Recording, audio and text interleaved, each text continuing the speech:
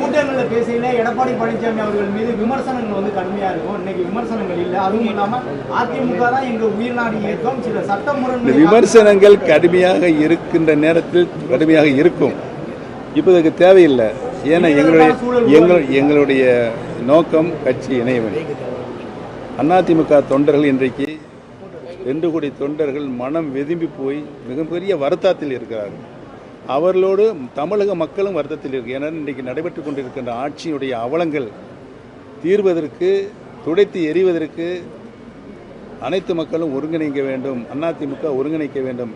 அப்பொழுதுதான் சாத்தியமாகும் என்ற நிலையில் மக்கள் இருக்கிறார்கள். மக்களுடைய எண்ணத்தை நிறைவேற்றுகின்ற பொறுப்பு அனைத்து இந்திய அண்ணா முன்னேற்ற கழகத்தில் இருக்கின்ற அடிப்படை தொண்டர்களின் இன்றைக்கு உரிமையாக இருக்கிறது.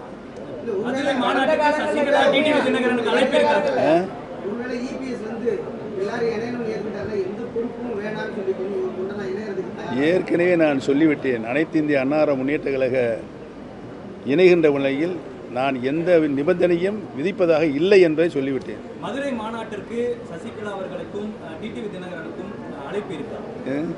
மதுரை உங்களுடைய மாநாட்டுக்கு இருவருக்கும் அழைப்பு இருக்கா? உறுதியாக அழைப்பு இருக்கு.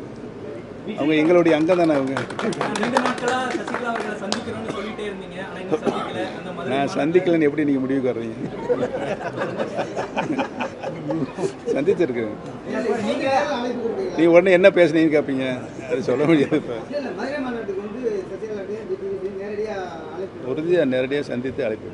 இணையும் பொழுது ஒரு சூழல் ஏற்பட்டா எனக்கு வந்து எந்த பதவி தொடர்பான நிர்பந்தமும் இல்லை நீங்க சொல்லியிருக்கீங்க. ஆனா உங்க நிபந்தனை நான் எனக்கு இந்த பதவியே வேணும்னு எந்த நிபந்தனையும் நான் விதிக்க மாட்டேன்.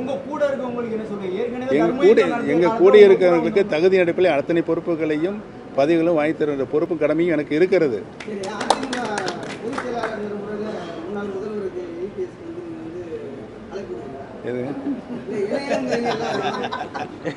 இப்போ சிவில் கோர்ட்டில் உயர்நீதிமன்றத்தினுடைய உயர்நீதிமன்றம் சொன்னார். முன்னால ஒரு வார்த்தை சொன்னீங்க, ஞாபகம் இருக்கா? எடப்பாடி என்னமோ சொன்னார்னு ஒரு வார்த்தை சொன்னீங்களா? என்ன சொன்னீங்க? இதுக்கு முன்னால் அண்ணன்ட்ட ஒரு கேள்வி கேட்டீங்களா? சொன்னீங்கன்னா அப்புறம் அடுத்த கேள்வி இதை கேட்கலாமா? நீங்க கொஞ்சம் பொறுமையா இருங்க. அடுத்து சொல்லுங்க, நீங்க கேளுங்க.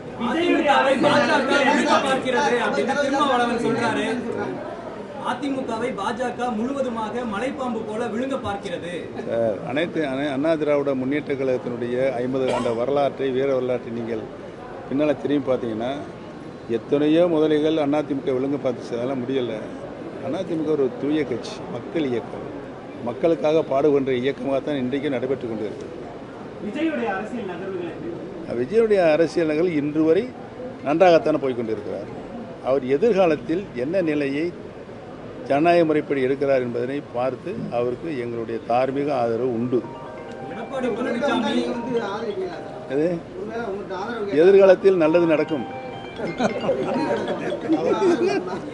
இது எப்படி என்ன சொல்ல முடியும்? யார் யாரு?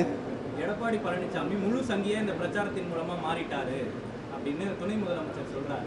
அவர்கிட்ட கேட்குறேன், எந்த வகையில் மாறினாரு அவர்கிட்ட கேட்குறேன். எங்களுக்குள்ள மறுபடியும் சண்டையை மூட்டி வரீங்க. சொல்லுங்க, அவ்வளோதானே? சார் கேட்குறவங்களையும் கேட்டாச்சுல்ல.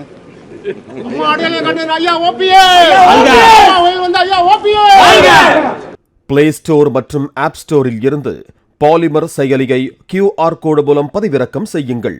செய்திகளை உடனுக்குடன் பெறுங்கள்.